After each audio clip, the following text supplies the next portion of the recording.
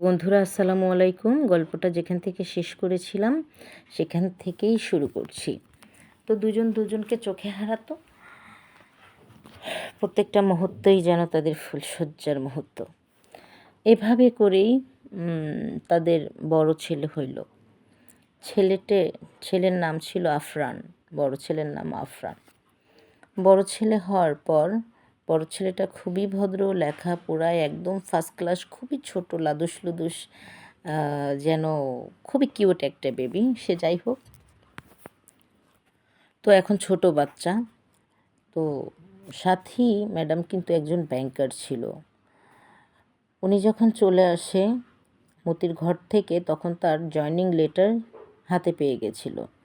তো ক্ষেত্রে সে অবশ্যই একজন ব্যাংকার, চাকরি করে এবং খুব ভালো একটা পদে চাকরি করেন সে। তো অনেক টাকা দিয়ে হাবিলদারকে প্রমোশন করায় সে। প্রমোশন করে এক ধাক্কায় এসআই বানায় নিয়ে আসে।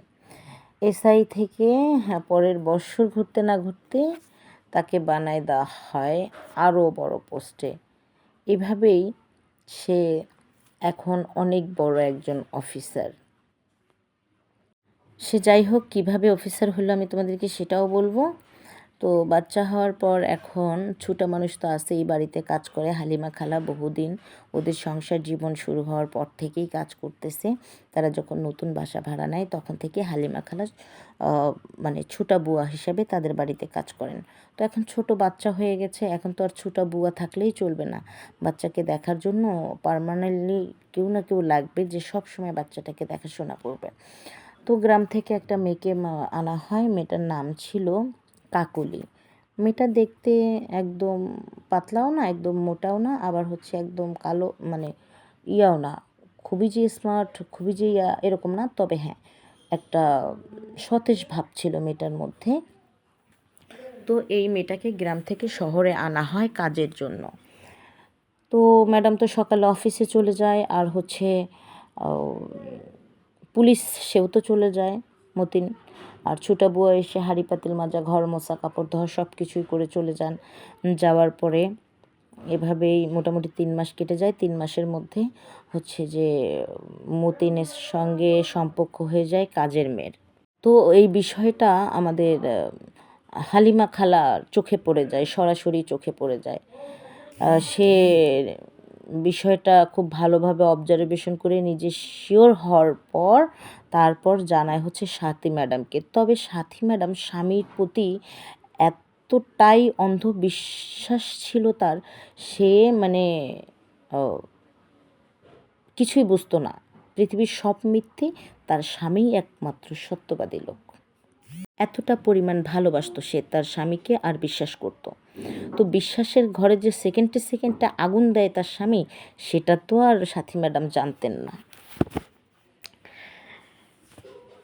তো এইভাবেই সাথী ম্যাডামের কাছে সমস্ত কথাগুলো বলার পর সাথী ম্যাডাম বলছে যে, খালা তুমি খবরদার আমার স্বামীর সম্বন্ধে আর একটা কথাও বলবে না, এগুলো সব বাজে কথা। আমার স্বামী আমাকে এত পরিমাণ ভালোবাসে, ইজ্জত করে, সম্মান করে, তুমি তাকে নিয়ে এই বাজে কথা কি করে বলতে পারো? আজকে থেকে তোমার আর কাজে আসার কোনো দরকার নাই। এই কথা বলে খালাকে কাজে আসতে নিষেধ করছে। তবে খালাও ছেড়ে দেওয়ার মতো পাত্রী ছিল না। হালিমা খালা তখন বলে উঠলো, ঠিক আছে, আমি চলেই তো যাব, থাকবো না। কাজ করলে কি টাকার অভাব কোথাও বল? তো চলে যখন যাবই আমি, তখন আমি এটার প্রমাণ দিতে চাই তোরে। তুই কালকে অফিসে যাবি না, অফিসে যাওয়ার ভান করে তুই খাটের নিচে লুকাই থাকবি। তো খালা সব কিছু বুদ্ধি দিছে। আর শোন, মোবাইলটাও বন্ধ করে রাখবি নিজের কাছে। আগে পুলিশ যায়, তারপরে তো তুই যাস, তাই না? বলছে হ্যাঁ। তো হ্যাঁ, খালার কথা অনুযায়ী সে, খালা বুঝায়া বলার পর সে খালার কথা অনুযায়ী মনে করো খাটের নিচে লুকাই ছিল। কাজের মেয়েকে বলছে, আমি অফিসে যাচ্ছি, তুই দরজাটা লাগিয়ে দে। এই কথা বলে সে দরজার আওয়াজ করে দরজা খুলছে, মানে বের হয়ে যাওয়ার একটা ভাব করছে, কইরা সে ফোনটা আগে থেকে বন্ধ কইরা সে খাটের নিচে লুকাই গেছে। একদম খাবারের বাটি বুটি, তার ব্যাগ পার সব কিছু নিয়ে খাটের নিচে লুকাইছে। লুকানোর পর সাথে সাথে ফোন করতেছে।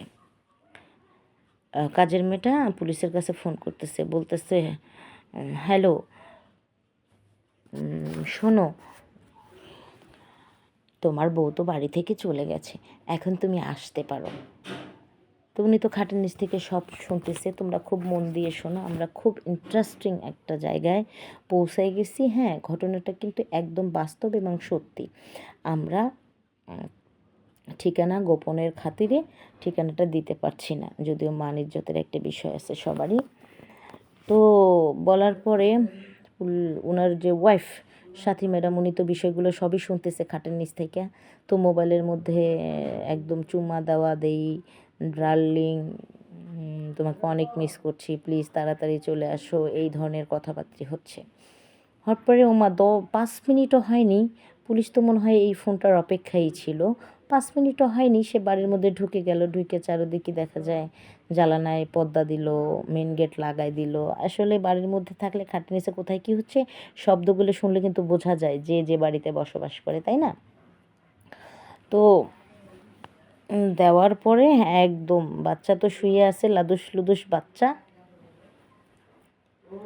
এই কী করলো, আইসা একটা একটা একটা করে মনে করো নিজের হ্যাঁ পরনে যা ছিল সব তো খুলে এদিক ওদিক ফিকা ফালাই দিল, সব ফালাই দিয়ে এখন কাজের মেয়ের পরনে যা ছিল, মানে কাকুলির পরনে যা ছিল সেটা একটা একটা করে নিচ্ছে। আর মনে করো সেই মুখ হাত সবগুলো চলতেছে, মানে সেই মজা দিচ্ছে।